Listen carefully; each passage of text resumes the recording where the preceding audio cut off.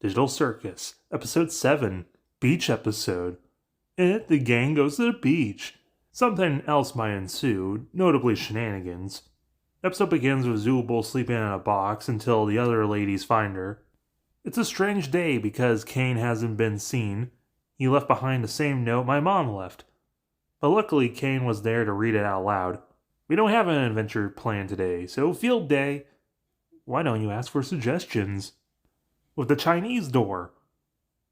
Zooble this episode has an angel wing, a square diamond on her chest, a lollipop on her head, a spiral arm, and a bunch of geometric shapes, with 2 Jack's gloves.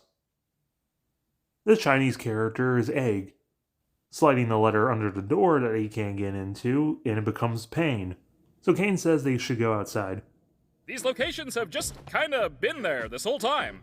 That's very true, and it's kind of weird they never went to this actual circus outside. You should throw a freaking beach party. Thanks, Bubble, for restating what you said 2 episodes ago. Good boy. Oh. The moon is Gooseworks, but the sun is her sister, Peyton. And entering the magical changing booth, Pomni keeps her hat, but now she got shorts, sandals, and a strap. Gangle has a sun hat and this really cute dress. Ragatha's in a bikini. Kinger's showing off his 12-pack abs. Zooble actually has a new arm, a pinwheel, a little umbrella, her unicorn horn, and a starfish bikini top. They smash at Jack's watermelon because he doesn't want to join. Oh, my eye! I'll get it. Pomni comes across 2 purposely bad CGI fish. Her face changes colors when she holds her breath, but she also doesn't have to hold her breath underwater. Do I even want your treasure chest? The yellow one is played by the nose himself, Zach Hadel, who seems to be in a lot of indie stuff right now, and usually involving his money. That was my entire life savings, dude! Oh my god. Oh god. Oh my god, I'm gonna be sick. His brother's played by the guy who made Spooky Month. Yes, they're all friends. Kind of doing a Bobcat Goldthwait impression. I'm the one that tells lies! Dude, you ruined it. Apparently this is based on a thing, but the I the one tells lies makes me think they were gonna have a labyrinth moment. Did you find it? Somebody plundered it before I could. What? What? Oh, wait, you're right. Jack gets splashed by water as revenge.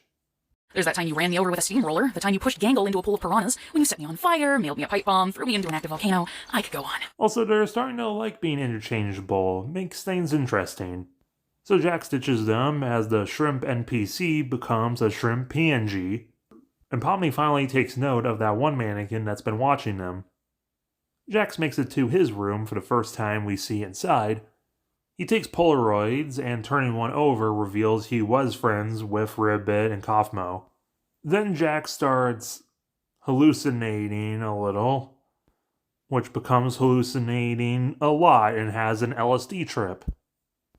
We can see the faces of Kaufmo, Ribbit, and eventually Jax. This is interrupted when we hear a doorbell, and Jax absolutely was nearly abstracting. And his room is super masculine and manly. Pomni and Ragatha has made contact with a mannequin played by Mud from Gaslight District who might know a way out, and be a human who just happens to look like a mannequin, and they want Jack's help because he has keys. Also, Queen's door is right next to Jack's. They want to meet up in the Chinese room because Caine can't get in. So Jax reluctantly joins with his bucket of keys, and after 7 hours of trying... Has anybody even tried just... Oh, thank God. The guy was reading Artificial Chinese Dictionary by CNA. Throughout the episode, Zooble's antenna kind of changes from red to orange. That's just kind of a lighting thing, probably. The mannequin doesn't want Kinger to join in because they have a troubled past, as he reveals to the rest of the team that he's one of the original creators along with Kinger. And CNA just started popping people in the pods and experimenting on them. Jax questions rightfully that none of them are CNA employees, but the mannequin says that CNA just kind of grabs anyone who comes their way and puts them in the pods. Caine's an AI designed to keep their minds active, but he's just as much as a prisoner here as they are. On the blueprints he has of the circus, we see Kinger's name and a bunch of others scribbled out. Their plan is to sneak into Caine's office to get to master control and shut the game off, which will release them from the pods. Most of the team are willing to try anything at this point, but Jax questions it. Caine's gonna pop out and say, "Congratulations on beating the Escape the Circus adventure." And yeah, the mannequin admits that he is the guy we've been seeing in a few episodes watching the team. And we see that he's apparently been watching them testing Pomni's breath holding, Pomni escaping the abstracted Kaufmo in episode 1, and Kaufmo's funeral. He draws a face so we can tell who he is, and he finally gives us his name. My name is Abel. Is that the name you picked? Or. Yeah, I thought it would be cool. The first part of the plan is Jax getting the key from Caine by going on a dinner date with him, having microwave meals for one, asking Caine about his hobbies, and he's so infused by someone actually liking him, they blue screens. So going for the key, as Rags admits her favorite is Kinger. Abel likes him, but he made a promise.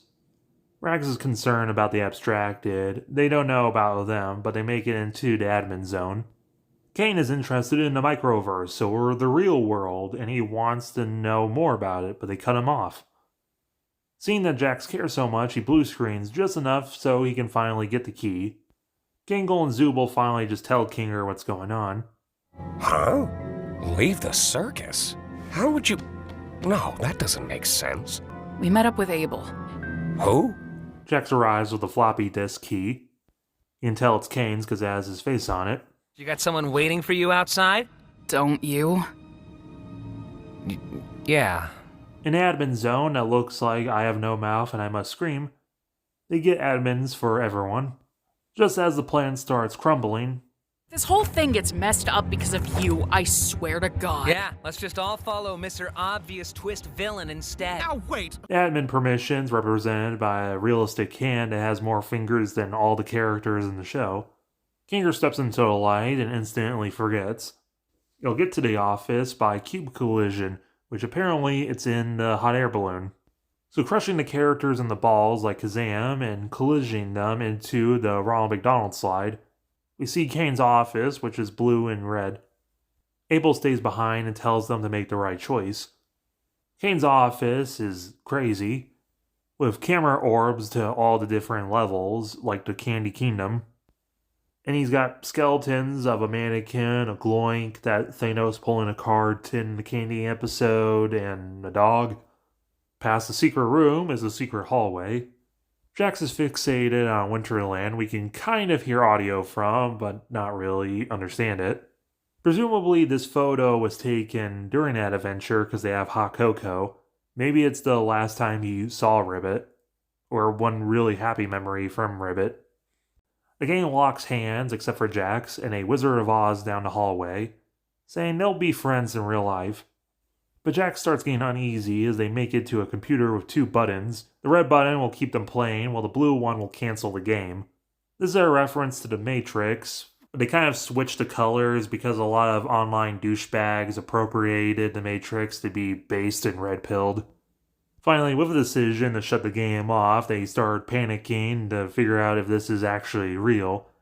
Especially Jax, who starts having flashes of live-action suburbia and a road, which causes him to freak and smash the red button, choosing to stay in the game rather than face the real life.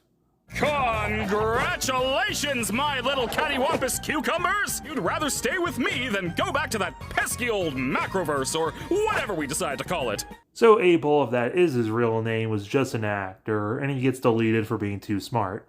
And that photo he had was just of a hot dog. If they would have hit the blue button, they would have gone to Shrimp Town. Jax laughs like the Joker, and snaps, finally calling Caine out, that they mess with their minds. The stupid sauce! The vegan thing! Our names? Scratch. The first abstraction. Hey, hey, hey! I didn't say anything like that! So Caine panics, gives them soap, leaves as the cast is now turbo-traumatized. Also, apparently, the whole Scratch thing was a last-minute addition. Something I noticed was the addition of the first abstracted person's name. That wasn't there when we originally recorded the episode, and I remember the translators sending me a message being like, so who's Scratch? And I was like, I wonder which one is Scratch, too. I know. My mind immediately goes to the dog guy? It's possible. This episode is amazing. The escape plot is thrilling, and Abel is believable enough, even with the obvious hints that you catch up on after a second watch. Like every good twist, they sprinkle evidence of it throughout the episode. The music and new sets are incredible. Caine's really cute in the episode, and also has finally crossed the tread line of everyone is now done with his shit.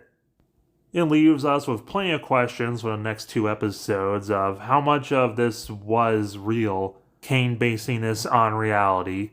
We definitely know Kinger has something to do with the circus. There's no way he doesn't.